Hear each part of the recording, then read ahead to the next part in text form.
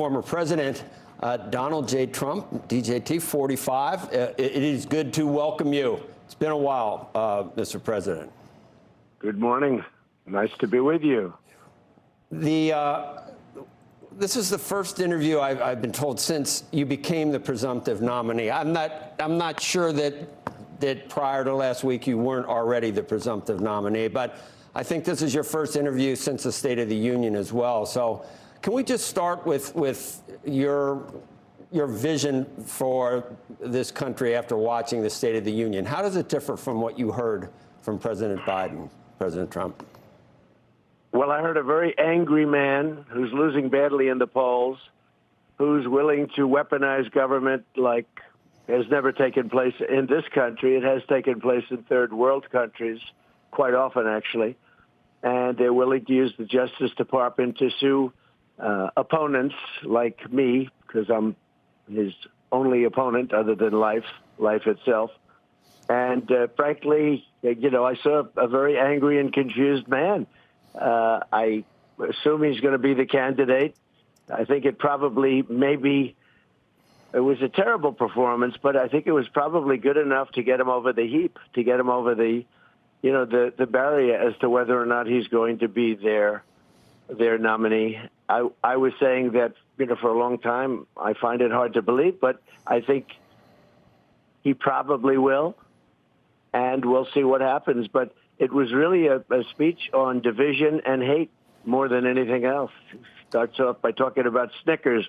You don't want to really talk about Snickers, even though it's true that they put a little bit less in a bag, but you have more interesting examples of inflation and other things that he was trying to point out than that. You have a lot of big league things you can be talking about, like energy prices through the roof and food prices through the roof. But no, it was probably the worst State of the Union ever made, according to many. That's not according to me, although according to me it was also, but I haven't heard too many of them. There are stark policy differences, obviously, Mr. President, but one thing that I think that at least the perception is that there's not a whole lot of difference between what you think we should do with entitlements or non-discretionary spending and what President Biden is proposing. It's almost the third rail of politics. And we've got a $34 trillion total debt built up, and very little we can do in terms of cutting spending. Discretionary is not going to help. Have you changed your outlook on how to handle entitlements, Social Security, Medicare, Medicaid, Mr. President? It seems like something has to be done, or else we're going to be stuck at 120% of debt to GDP forever.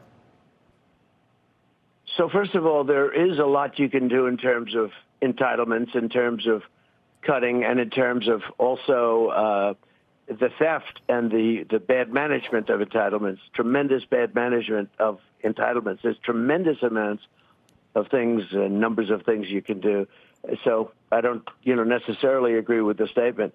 I know that they're going to end up weakening Social Security because the country is weak. I mean, you take a look at outside of the stock market, what we're going through hell. People are going through hell. They have, and I believe the number is 50%. They say 32 and 33%. I believe we have a cumulative inflation of over 50%. That means people are, they have to make more than 50% more over a fairly short period of time to stay up. They've gotten routed. The middle class in our country has been routed. And the middle class largely built our country. And they have been treated very, very badly with policy. When I was president, I was doing a job. We were going to start to pay off debt. We would drill, baby, drill. We were producing oil, but we were going at a much higher level, oil and gas. We were doing, we were third when I started.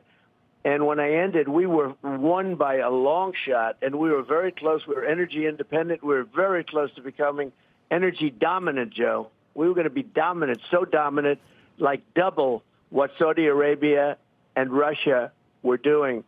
And we were on that path. We were going to be paying down debt. We were doing a lot of things, and then we got hit with COVID. We did a fantastic job with COVID, but nobody wins with COVID. I guess China found that out because they ultimately got hit very hard also. But nobody wins with COVID, and so we had to do other things. We had to help. If I didn't do the expenditures, if we didn't do the kinds of things we did for the economy, we would have had a 1929 type depression. And I had to stay out in front of it, and we did. We did a great job on that, and we did with all of the things, coming up with Regeneron and doing so much else, getting all, because, we had empty, when I came in, we had empty, I call them empty cupboards. We had empty shelves. We didn't have equipment. We didn't have the gowns. We didn't have the ventilators. We didn't have anything. This country wasn't prepared for a thing like that. And I'm not even blaming anybody on that because, when it came, nobody thought a pandemic would ever happen again. It sounds like an ancient problem, not a problem that you'd have in, at the time, a very modern age. It was like an ancient thing. Who would ever? So I'm not blaming anybody for that. But we had empty cupboards, and I got them stocked, and I got them stocked fast. And we did a great job with it. Never got credit. I got credit for the greatest economy. I got credit for foreign policy. I got credit for knocking out ISIS and not going into wars. Right. But we beat ISIS.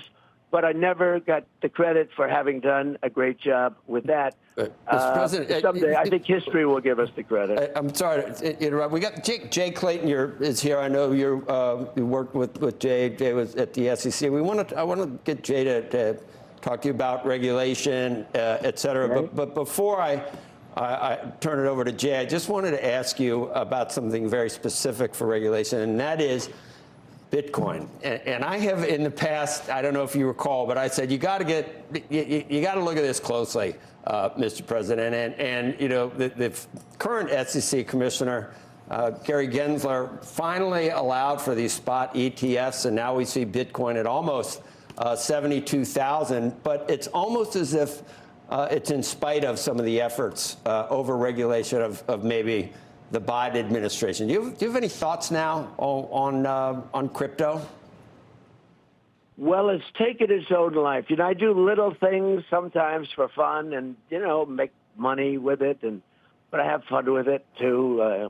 You mean NFTs, you bought Bitcoin? No, but I sometimes will let people pay through Bitcoin, or will let people get involved in a new, if you think of it, it's an additional form of currency. And I used to say, I want one currency. I want the dollar. I don't want people leaving the dollar. And I feel that way. But I will tell you, it has taken on a life. I did a thing that people smile at, but it was wild. We did 1,000 sneakers, so limited edition sneaker run. The last one, and you could go through our crazy new currencies, because that's what I call them. They're crazy, whether it's Bitcoin or others. And so many people were buying these things. And ultimately, the last pair of sneakers sold for approximately, I hear, $450,000. It was a limited edition, a run. They were gold. They were, nice, cute. And we thought it was just a very small thing. It was a branding thing, and had a good time with it. The last pair sold for $450,000. People were going crazy for these sneakers. You probably were too. Everybody was. I have every friend I have has called me for a pair of sneakers. So it just took off, and I noticed that so many of them were paid for with this with the new currency. And it is that it's a new cryptocurrency, and I couldn't believe the amount. And I'm saying, this thing has really, and other things I do, people are using it. And, I would be, I'm very much a traditionalist. I like staying with the dollar. You know that from when I was there. It's make the dollar the choice. I hate when countries go off the dollar. I would not allow countries to go off the dollar, because when we lose that standard, that will be like losing a revolutionary war. That will be a hit to our country, just like losing a war. And we can't let that happen. And too many countries now are fighting to get off the dollar. And frankly, and I know Jay feels strongly about this, and Jay did a fantastic job, by the way, in a group where there's always scandal and problems. Jay went through 4 years. There wasn't one scandal. I don't know, Jay, maybe you can tell me, but there wasn't one scandal. That is the most scandalous position because it involves massive amounts of money. With Jay Clayton, we had no scandal, zero, nothing whatsoever. So I thought it was great. But I have seen there has been a lot of use of that, and I'm not sure that I'd want to take it away at this point. Yeah. Hey, Mr. President, thank you for that. That was nice. Before you came on, I was saying to Joe, look, your regulatory agenda in a second term would be one of pro-growth, not anti-consumer, not anti-competition, but pro-growth. Right. But mostly because we don't have a lot of fiscal tools left. Do you want to talk about the pro-growth agenda that you had in the last term? Yeah. Number one, we don't have a choice. It has to be pro. It's not like we have a choice. It'd be nice to say, let's get nice and conservative and let's not grow. If we don't grow, we have $35 trillion out there. We have to grow our way out of it more than anything else, but we also have to cut spending, and we can cut spending. There's massive amounts of waste. Look, we give foreign countries trillions and trillions of dollars a year, and when you want to cut them, you're met with levels. It's crazy. When you want to cut some of these foreign countries, many of whom don't like us, many of whom, almost all of whom take advantage of. Everybody takes advantage of the United States, and I had that very much stopped, but they very much take advantage of the United States. China, until I came along, China was killing us. China was taking out 300 and just in terms of numbers, it's $507 billion a year. Now under Biden, it's worse. It's gotten much worse, and no country can sustain we can't sustain that. When a country just rips us off like China, then what I did is that the tariffs were forcing companies back to the United States. We want those companies that go to China and many other countries, not only China. The European Union rips us almost as bad as China, but they do it with a smile. Nobody thinks of the European Union that way. They say, oh, they're wonderful. Right. But they really take advantage of us. And until I came along, they took advantage of us militarily, as you know. NATO was a total disaster for us. We were paying so think of it, European Union, we're paying almost all for their military. We were paying close to 100% until I came along. I said, I'm not doing it. You're going to have to pay. We're not doing it anymore. They said, would you protect us if we don't? I said, if you're delinquent? They said, yes. I said, if you're delinquent, you're not going to be protected. And $400 billion came in like clockwork. Obama, Bush, everybody else, they did absolutely nothing. So, Mr. President, I just wanted to ask you, though, you'd also talked about proposing a 10% tariff, if you will. And I wanted to ask you about that because the Center-Right American Action Forum, which is a think tank, said that they thought the plan would, quote, distort global trade, discourage economic activity, and have broad negative consequences for the U.S. economy. Well, they're wrong. It would distort international trade. It would bring it back to the United States. We have companies.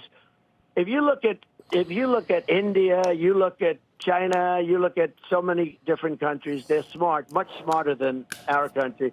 We were getting ready to do this, and I had it just about set. But you don't think it would result in higher prices for American families? By some estimates, it could be the equivalent of $2,000 a family, according to The Economist. No, I think I think taxes could be cut. I think other things could happen to more than adjust that. But I'm a big believer in tariffs for two reasons. Number one, I fully believe in them economically when you're being taken advantage of by other countries. For instance, China was taking advantage of us on the steel. They were destroying our entire steel industry, which was never doing very well over the last 25 years anyway. But, because it's been eaten alive by foreign competition. And they were dumping steel. I put a 50% tax on China steel coming in, and every person in the steel industry, when they see me, they started crying. They would hug me. They would kiss me. Sir, you saved our industry. I put a very strong 50% tariff on dumping steel, on their dump steel. And by the way, nothing was perfect. Frankly, the tariff should have been higher. I was getting ready to do that, by the way. Mr. But President, the tariff should have been higher. But are you concerned at all that there would be this saved the whole industry. But one thing, let me just tell you, beyond the economics, it gives you power in dealing with other countries, because China would come in and say, no more tax, no more tax. They were absolutely fine for me to deal with because they were so petrified of me putting on additional tariffs. And we don't use that. China is right now our boss.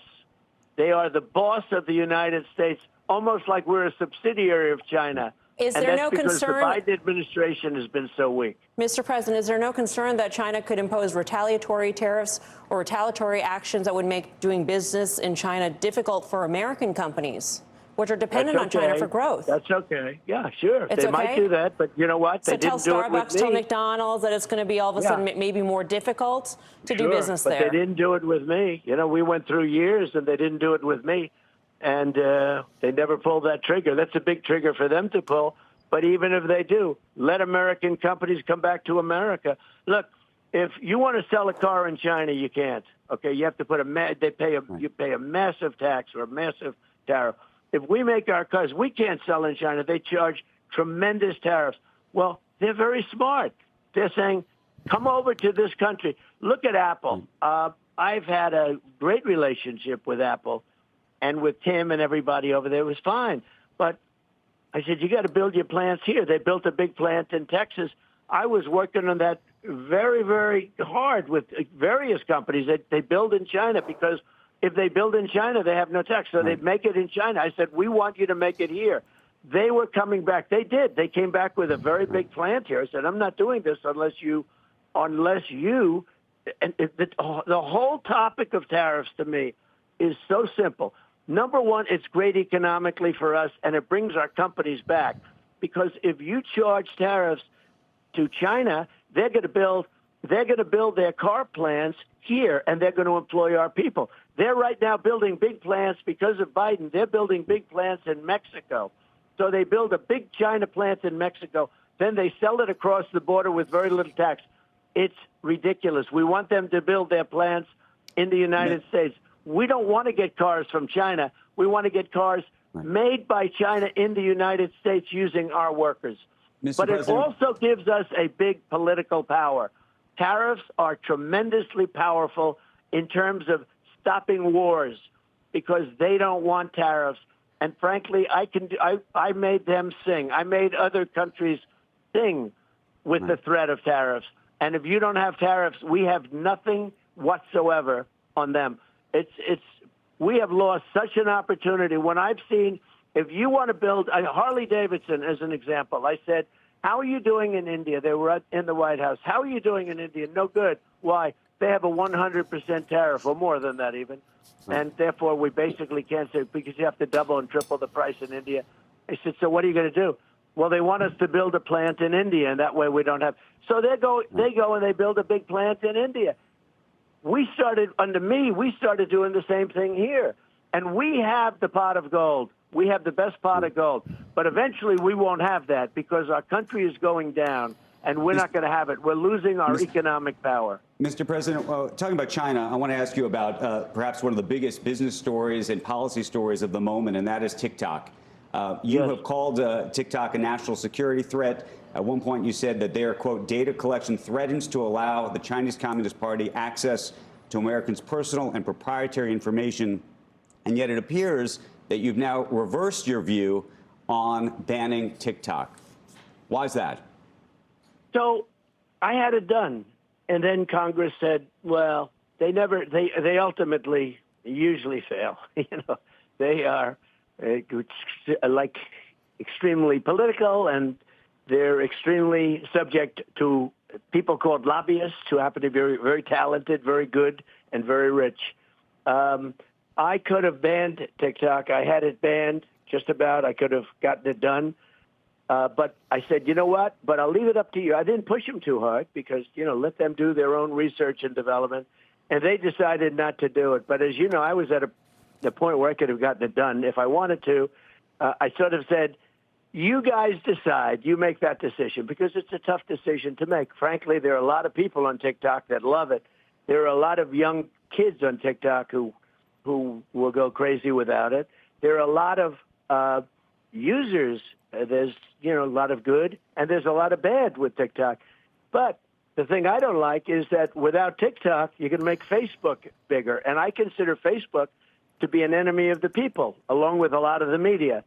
What Facebook did with lockboxes, with the $500 million Zuckerbucks lockboxes that he put in, I mean, I consider illegal, but they put people in jail when they spend. They put people in jail when they spend more than $5,600 in a campaign. They go to jail if they're $200. Look at Dinesh D'Souza. Right. They put him in jail over a couple of $100. And yet here's a guy spends $500 million and he doesn't go to jail. Mr. President, though, is TikTok, but do you believe that TikTok is a national security threat or not? Because if it is, and I believe that the emergency powers order that you had put in place at the time suggested that it was that not true? I do believe that. I do believe it. And we have to very much go into privacy and make sure that we are protecting the American people's privacy and data rights. And I agree. But, we also have that problem with you have that problem with Facebook and lots of other companies, too. I mean, they get the information. They get plenty of information, and they deal with China, and they'll do whatever China wants. If you look at some of our American companies, when you talk about Right. Highly sophisticated companies that you think are American, they're not so American. They deal in China, and if China wants anything from them, they will give it. So that's a national security risk also. But when I look at it, I'm not looking to make Facebook double the size. And if you ban TikTok, Facebook, and others, but mostly Facebook will be a big beneficiary. And I think Facebook has been very dishonest. I think Facebook has been very bad for our country, especially when it comes to elections. Mr. President, you met recently with Jeff Yass, who's a hedge fund manager, has a stake in TikTok. He's a huge GOP donor. Steve Bannon has suggested that you've been paid off to switch your view. How did your view change? How did that come about? And did you have a conversation with Jeff Yass about it? No, I didn't. I met with him very briefly. I made a speech, and I said hello to him and his wife, who's lovely. And actually, her primary thing was on education. She wants choice, as I do. And she mentioned to me more than anything, we talked about education. It was a meeting that lasted for a few minutes. No, the only one I met was I met them both, and they're, I don't think I ever met him before, but he never mentioned TikTok.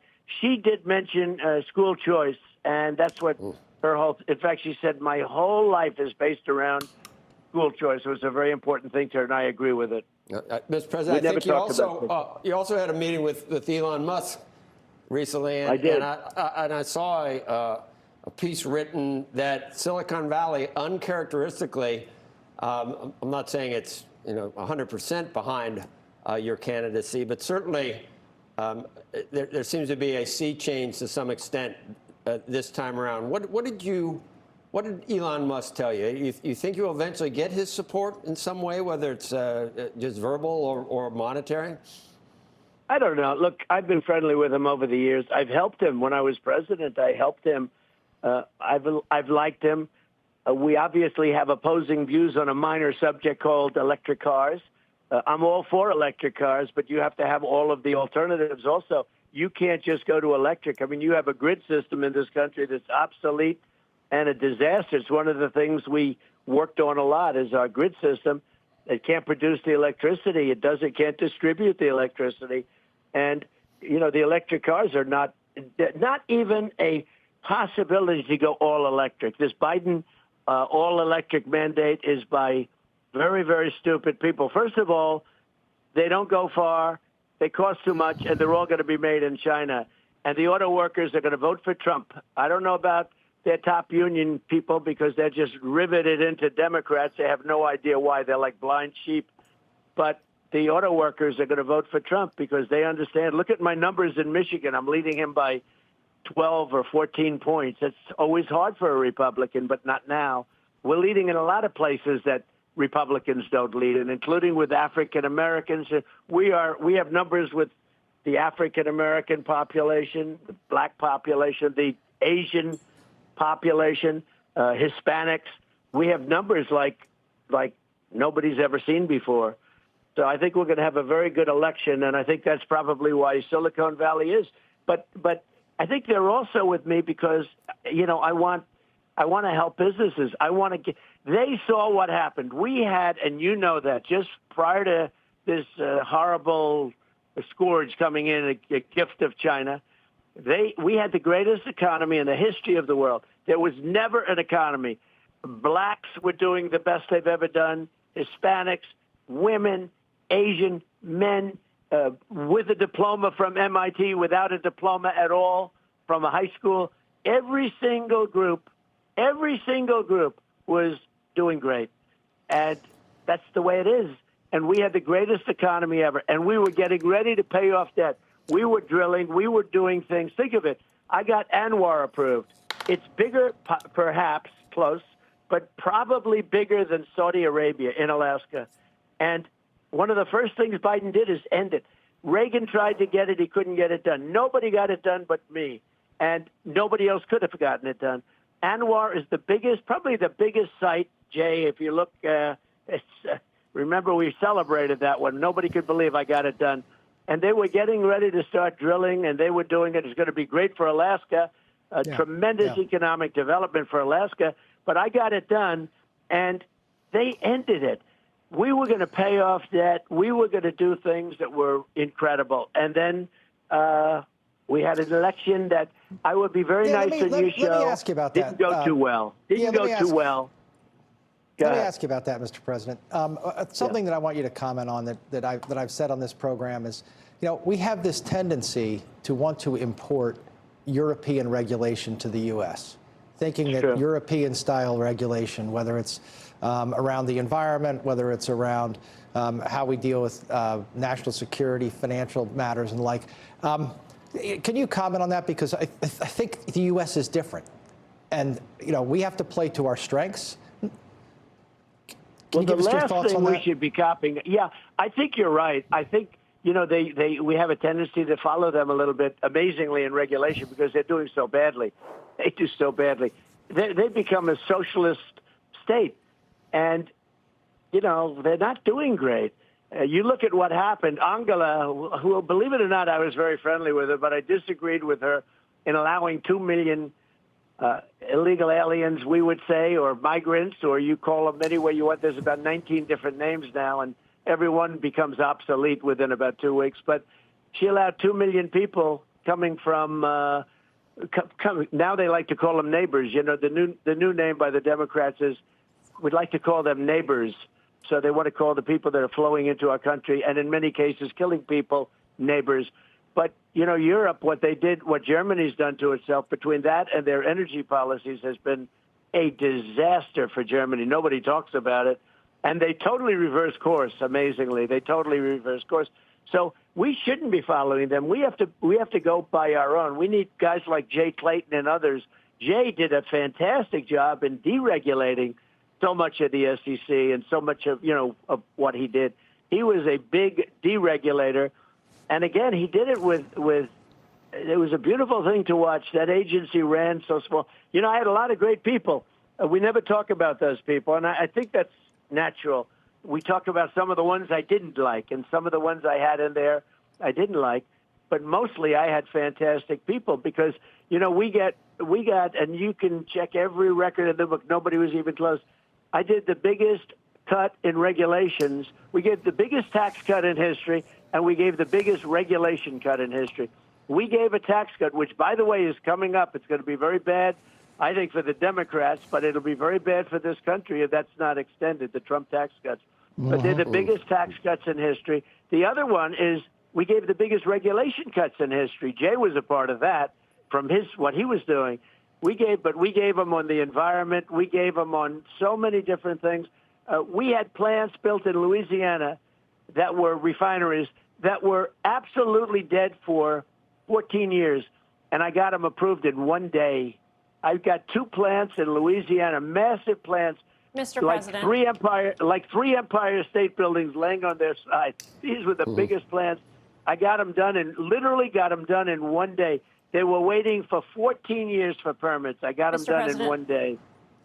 Yes. You mentioned earlier about the country losing economic power, and some might cite the downgrade of the United States credit rating as one example of how we are losing some of our economic power. When Fitch downgraded the U.S. to a AA over the summer, they specifically cited the increasing polarization, declining governance over the past 20 years, but more specifically, they cited the January 6th insurrection. Under your presidency, if you are reelected, what can you tell us about how stable the U.S. will be, especially as it appears that you are stoking some political divide? You held a rally in Waco, Texas, and you're sort of playing to this polarization of groups here. Well, when I had the rally in Waco, we had 100,000 people show up. That's where they wanted the rally. You know, I'm like a businessman politician. You go where the people are, and I go to places. We had a tremendous rally this weekend. We're having rallies in Michigan. The rallies are bigger than they've ever been. We have, as soon as the season gets a little bit warmer, when we can do the outdoor. Right now, there's no arena that can hold. Does it matter to you, people. though, that we are downgraded, that we've been downgraded, and that our credit rating could be at further risk? Should there be further political but it's not polarization? Because of January 6th. We get downgraded because of incompetent people, very incompetent people doing incompetent things. And as far as the dollar is concerned, we're losing countries. We lose Iran, we lose this one, we have Russia that's out. We have many, many countries that we throw out of the system, and we can't lose that system. That system is the dollar. That system is a very important system to the vitality and strength of our country. If we ever do lose that, they take out Russia. China would love to be, the leader of the pack is China, because they'd love to take it over. And it will be possible to take it over if we're not strong. We have to hold countries in. And if countries want to get out, we're going to have to say, well, if you want to get out of our system and go to, let's say, a Russian version or your own version, then we're not going to do any trade with you. And they'll be back in about 2 seconds. But it depends on who's posing that statement to whoever it is, the leader, like you're dealing with Macron or you're dealing with the leaders. You have to be able to talk to them properly. Our people don't know how to talk to them. Our people are like, we go there hat in hand.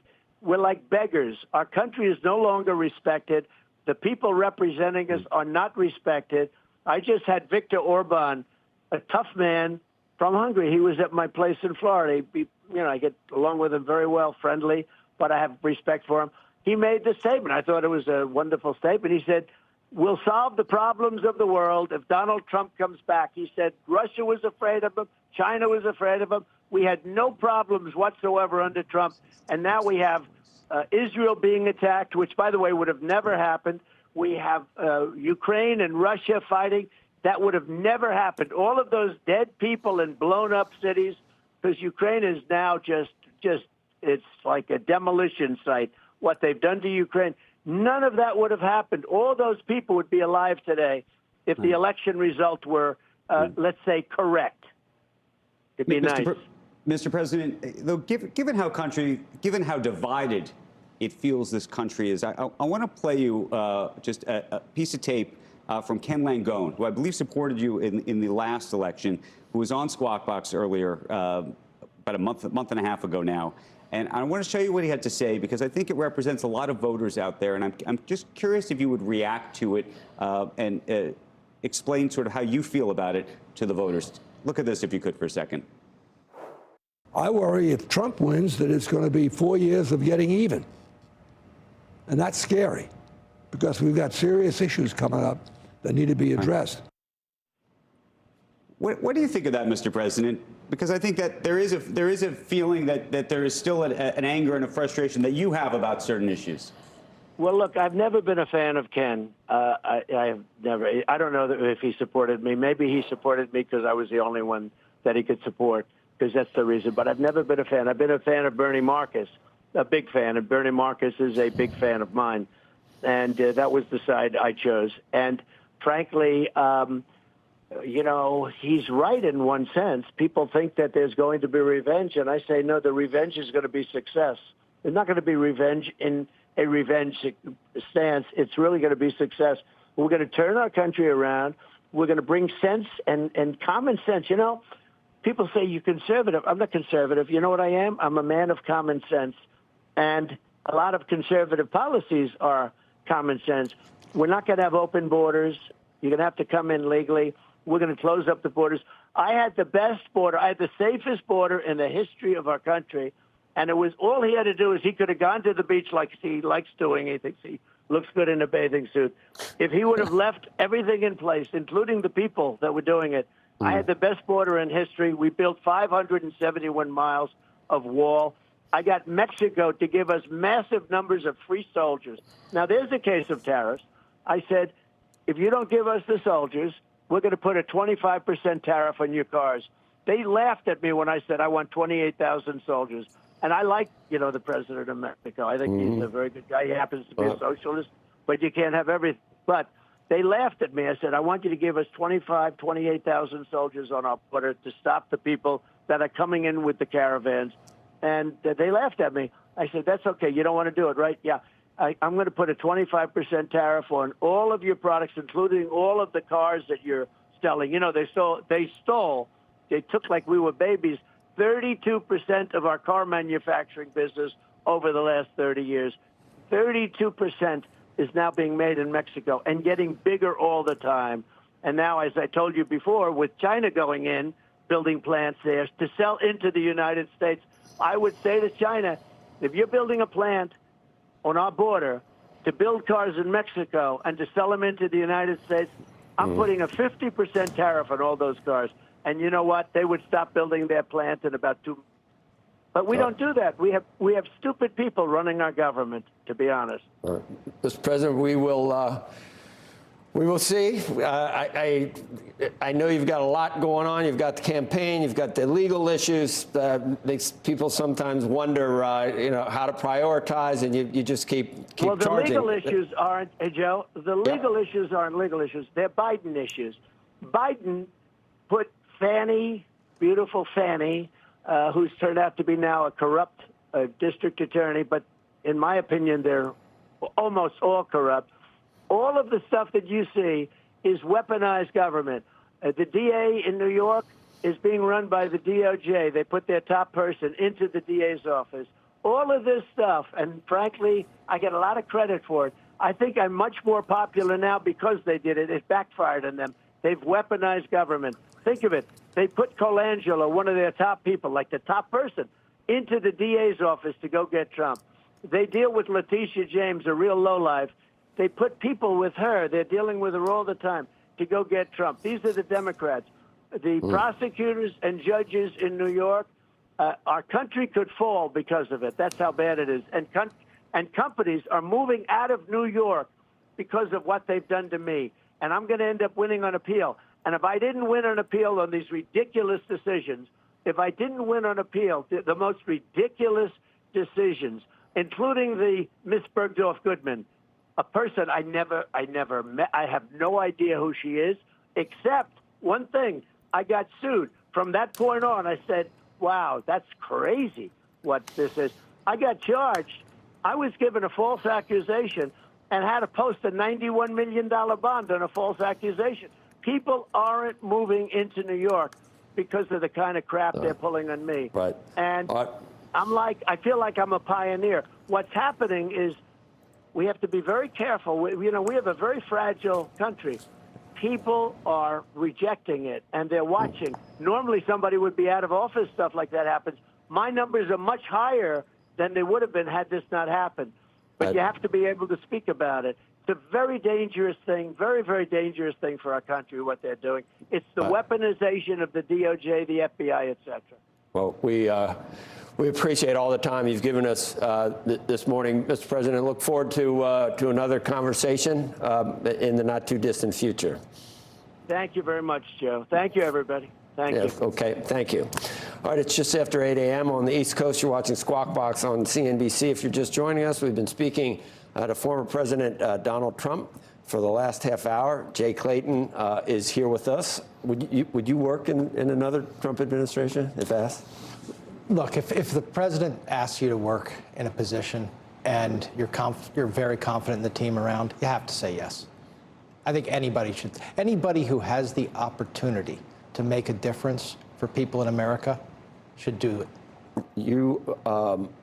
Do you think that if he were to win a re-election, you think he'd have trouble getting people to the type of quality people?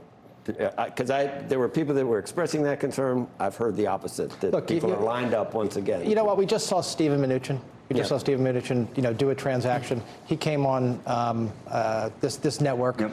His ability to articulate exactly what was going on, to demonstrate competence, people like that did incredibly well in the last administration, and I think you'll get people like Steven Mnuchin again.